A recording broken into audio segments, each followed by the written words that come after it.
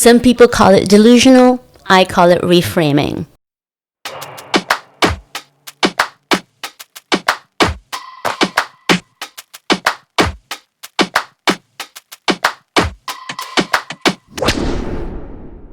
Welcome to Madame After Midnight. This is the podcast where we talk about life, loss, resilience, and the persistent pursuit of sustainable happiness. I'm your host, Madame Donut, and I am thrilled to dedicate tonight's podcast to those who have been misunderstood, misjudged, mischaracterized. Welcome to the club. This evening we're talking about perception, about how people decide who you are before you even speak, and about how you hold on to your truth when others want to tell your story for you. Have you ever walked into a room and the temperature just shifted? Not because of the weather, but just because of the way people look at you. Maybe because of the way you dress or the way you color your hair. Maybe the way you talk or the way you don't talk. And before a full sentence leaves your mouth, you already know they've made up their mind. What we often forget is that people aren't seeing you. They're seeing their version of you. And this version is usually filtered through their own fears, whatever experiences that they've had, their own projections, their own pain. And sometimes, no matter how brightly you shine, all they see is the shadow, because that's what they're carrying. It's not you. It's them. Here's the truth. Most of the time, people aren't reacting to you. They're reacting to their wounds, their fears, their conditioning. So they cling to control. They project their shame, and they steal joy. When someone uses their position, whether they be your landlord, your boss, your partner, or even a stranger, when they assert control and diminish you, it usually has little to do with you. They need to dominate, they need to humiliate others, and they want to win by harm. But that's their own inner war spilling into your life. Some people are so afraid of their smallness that they have to belittle others to feel bigger. They're not cultivating joy or power, they're stealing it. And they mistake that as strength. But you can be different. You can choose grace even when it's hard. Now that's strength. That's courage. That's real backbone. So, what do we do when the world tries to reduce you? Resist. But not with rage.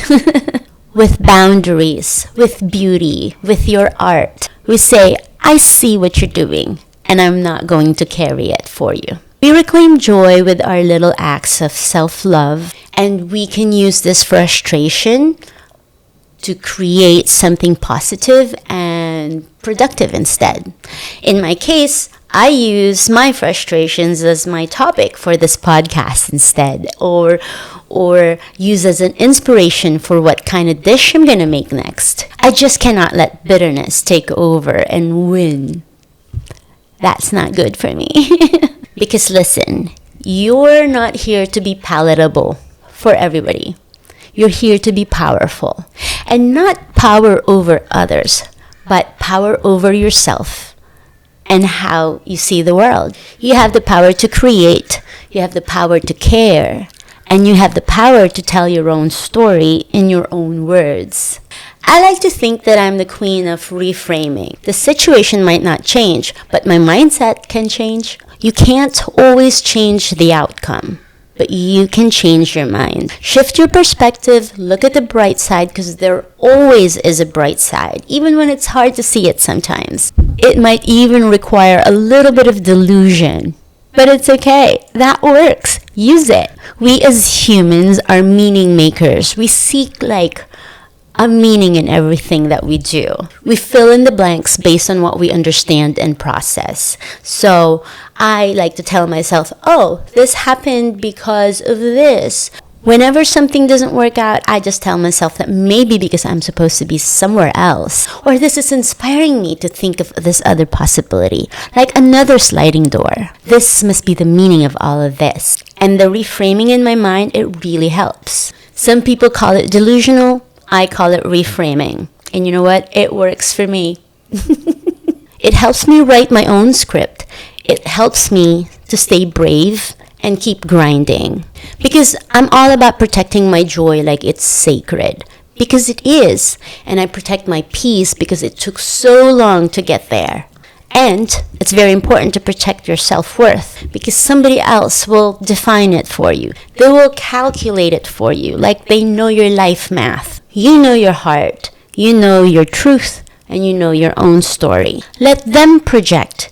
You protect. You protect your light, your joy, your soul, your future. So if you're feeling misjudged lately, take a deep breath. You're not broken. You're not the problem. You're not the villain in somebody else's fear-based fantasy. You're a whole universe of strength, stories, beauty, and art, and positivity. Stay grounded, stay kind, be in control. And if they don't get you, that's okay. You whisper, "It's not me, it's you." And it's time for me to say goodnight. Thanks for staying with me tonight on Madame After Midnight. I always enjoy it when you join me. If this episode resonated with you, please like and subscribe if you haven't already. And share this podcast with somebody who you think might need it. And as always, stay true, stay magic, and always circle back around to what matters the most.